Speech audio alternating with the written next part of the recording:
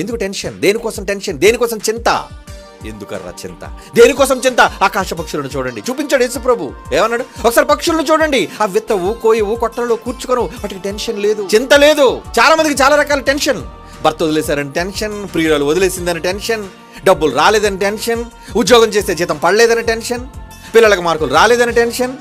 ఇలా ఒకటి కాదండి, మనిషి దైనందిన జీవితంలో అన్ని టెన్షన్లే, అన్ని చింతలే. వద్దు, ముందు చింత అన్ని దాన్ని దూరం చేసేయండి.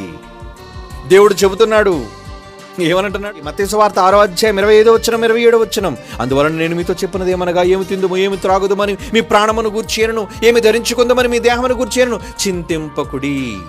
దేనికోసం ఆలోచన? లేకపోతే ఆయన వెళ్ళిపోవాలి, ఎక్కడికో వెళ్ళిపోవాలి, ఏదో పని చేయాలి, డబ్బులు ఎలా వస్తాయి? సంపాదన కోసం.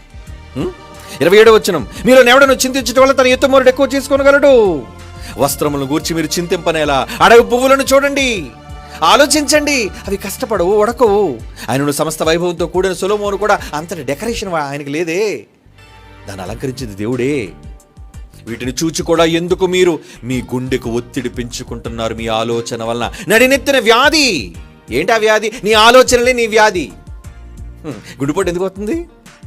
నీకు షుగర్ ఎందుకు వస్తుంది? నీకు బీపీ ఎందుకు వస్తుంది? నీ నడినెత్తిన జబ్బు ఉందరా. ఏంటా జబ్బు? ఆలోచించే జబ్బు, విచారం.